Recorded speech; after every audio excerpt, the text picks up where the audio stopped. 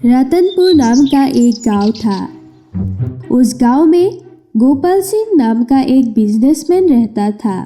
उसके 2 बेटे थे। बड़े बेटे का नाम शुभम और छोटे बेटे का नाम रूपम। शुभम अपने पिता के बिजनेस में साथ देता था और वही उसका उल्टा रूपम अपने दोस्तों के साथ दिन भर आवारागर्दी करके घूमता था।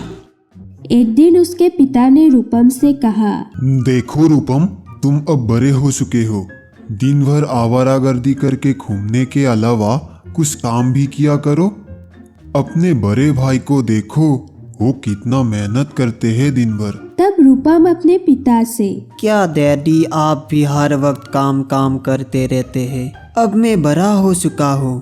इस उम्र में मैं दोस्तों के साथ थोड़ा एंजॉय नहीं किया तो कब करूँगा।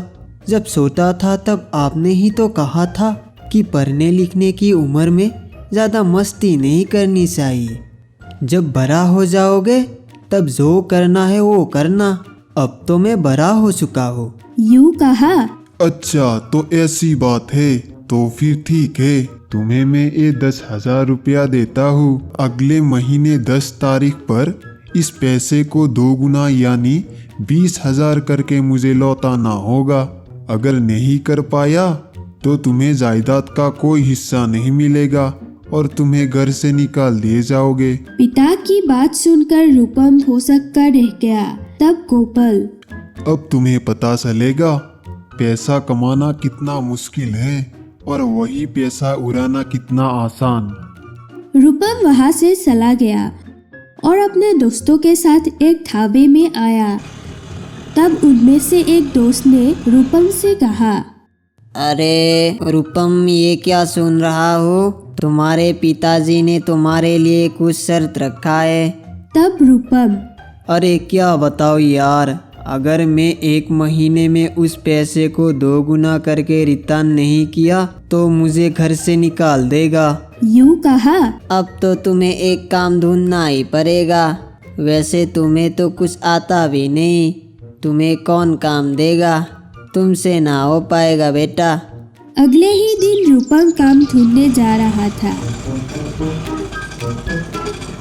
वो दुकान में गया और दुकान के मालिक से कहा, मालिक, मैं बहुत गरीब आदमी हूँ, मुझे आपके दुकान में कुछ काम दे दो। दुकानदार रूपम को पहचान गया और कहा, अरे तुम तो अपने गोपाल साहब के बेटे हो ना, तुम्हें क्यों काम की जरूरत पड़ गया? तुम तो अपने पिता के कमाई से गुजारा कर सकते हो और मैंने तुम्हारे बारे में सुना है। तुम दिन भर आवारागर्दी मारपीट करके घूमते रहते हो। अगर तुम्हें काम पर रख लिया और हमारे दुकान में कस्टमर आना छोड़ दिया तो क्या होगा? नहीं मिलेगा काम। अब जाओ तुम यहाँ से, सवेरे सवेरे दिमाग मत खाओ। रूपम वहां से चला गया और दूसरे दुकान में भी पूछने लगा। कहीं पर भी काम न मिलने की वजह से वो उदास बैठा था। तभी वहां से एक आइसक्रीम वाला जाता है। आइसक्रीम ले लो, आइसक्रीम, ठंडी ठंडी आइसक्रीम, आइसक्रीम। आइसक्रीम वाले को देख के सारे बच्चे आइसक्रीम खाने आए। रूपम दूर से ये सब देख रहा था। अरे वाह, मिल गया काम। पिताजी के दिए पैसे से एक आइसक्रीम की दुकान लगवाऊंगा और पिताजी को दिखा दूंगा कि मैं भी कमा सकता हूँ। रूपम अगले ही दिन एक आइसक्रीम का दुकान लगवा देता है और कस्टमर्स को बुलाने लगता है। आइसक्रीम, आइसक्रीम, ठंडी ठंडी ice cream, chocolate flavour ice cream, mango flavour ice cream, vanilla flavour ice cream, ले लो आइसक्रीम। सभी बच्चे यहाँ पर आओ और ठंडी ठंडी आइसक्रीम खाओ। आइसक्रीम। बच्चे आइसक्रीम खाने आए।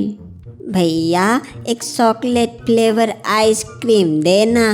तब रूपम आइसक्रीम को बच्चे के हाथ में देने गया, लेकिन बच्चे तक आइसक्रीम नहीं पहुंच रहा था। तब रूपम, अरे ये क्या मुसीबत है, मैंने तो इस बारे में सोचा ही नहीं था।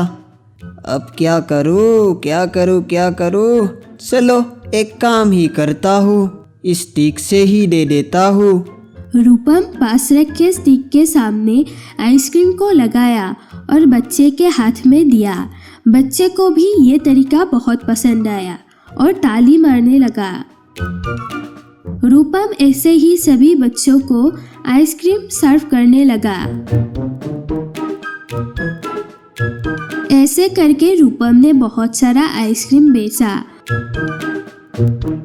उसकी ये बिजनेस बहुत चली।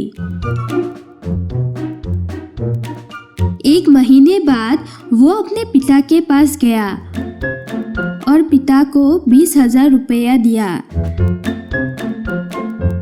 तब उसके पिता ने उससे कहा, बेटा, अगर तुम अच्छे से मेहनत करोगे ना तो पैसा कमाना इतना मुश्किल भी नहीं है। रूपम अपने पिता के बात को समझ गया और मेहनत करने लगा।